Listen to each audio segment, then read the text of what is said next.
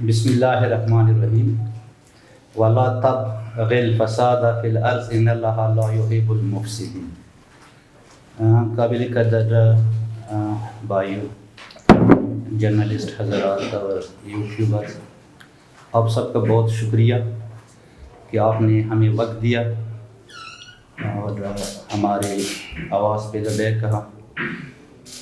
پہلے بھی ہم آئے تھے اور ہمارے سینئر نے ڈیٹیل ڈسکشن کی ہمارے پارا چنار کرائسس کے اوپر.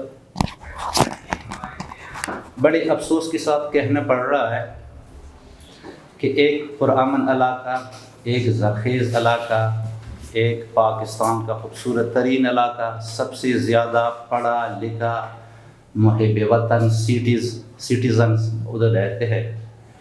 اس علاقے کو جو ایک منظم منصوبہ بندی کے تحت، ایک سازش کے تحت ادھر کے حالات یا ادھر کے ماحول یا ادھر کا جو انوائرمنٹ ہے وہ ڈی اسٹیبلائز کرنے کی کوشش کی جا رہی ہے. تو سولیہ نشان یہ ہے کہ ریاست پاکستان ادھر کے جو دہشت گرد ہے ان کو لگام دینے میں ابھی تک سنجیدہ معلوم نہیں ہو رہی. ایک بندہ جو کل عام پشاور میں پریس کانفرنس کر کے لوگوں کو جہاد کی دعوت دے رہا ہے، لوگوں کو قتل و قتال اور وائلیشن پہ وہ اکسا رہا ہے. اگر روڈ بلاک ہوتی ہے تو شیعہ کافر کا نعرہ لگاتے ہیں، مسلمانوں کے بیچ فرقہ واریت کو بھڑکاتے ہیں. پھر وہ لوگ قانون کی گرفت سے آزاد کیوں ہیں؟ آپ اس میں پازیٹیو کردار ادا نہیں کرتے تو یہ کس کی طرف سے ہے، کس کی پیرول پہ ہے، یہ کیوں بار بار یہ سب کچھ کر رہا ہے؟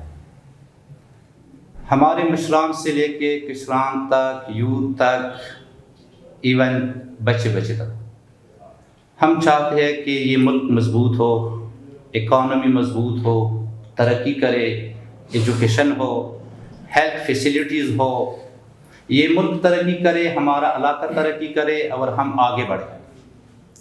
لیکن حیرت کی بات ہے کہ ایک علاقہ جو اس وقت بلکہ پچھلے 5-6 مہینوں سے آپ سے کہہ رہا ہے کہ زمینی تنازعات کی وجہ سے، لینڈ ڈسپیوٹ کی وجہ سے جو قیمتی انسانی جانیں ضائع ہو رہی ہے، اس کے لیے آپ لینڈ کمیشن نے اعلان تو کر دیا، لیکن لینڈ کمیشن ابھی تک آپ پریکٹیکلی امپلیمنٹ نہیں کر سکے، ان سے آپ نتائج اخذ نہیں کر سکے.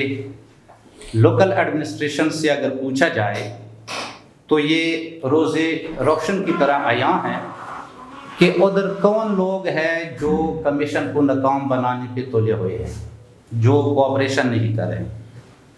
ایک لینڈ ریونیو کمیشن کو ایک گورنمنٹ کی طرف سے اپائنٹ یا کنسٹیٹیوٹڈ ایک کمیشن کو اگر وہ نہیں چھوڑتے تو باقی آپ اندازہ لگائے ادھر اور کیا سچویشن ہے. جو ہمارے ساتھ ظلم ہو رہا ہے، زیادتی ہو رہی ہے، ایک ہم مرے، قتل ہو جائے، ہاتھ پیر کاٹے جائیں، لاشیں پامال ہو جائیں اور الٹا پروپیگنڈا بھی ہمارے خلاف ہی ہو. اساتذہ کرام اسکول میں دن دہاڑے ٹارگٹ ہوتے ہیں صرف ایک مسئلہ یہ سولیہ نشان ہے. مکس ٹیچر تھے. میں بالکل اس میں کوئی ڈسکرمنیشن والی بات نہیں کروں گا، چونکہ شیعہ سنی ہی اسلام کی دو بازو ہے اور اسلامی احکام بھی ہے کہ تفرقے نہ بناؤ، فساد نہ پھیلاؤ. روئی زمین پر فساد پھیلانے والا اللہ کا دوست نہیں ہے، اللہ اسے پسند نہیں کرتا.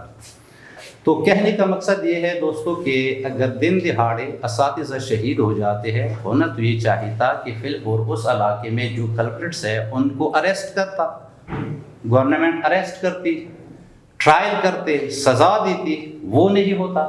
اس کے لیے دھرنے دیے جاتے ہیں، احتجاج کرنے پڑتے ہیں. اور ان کی سرپرستی کی جاتی ہے۔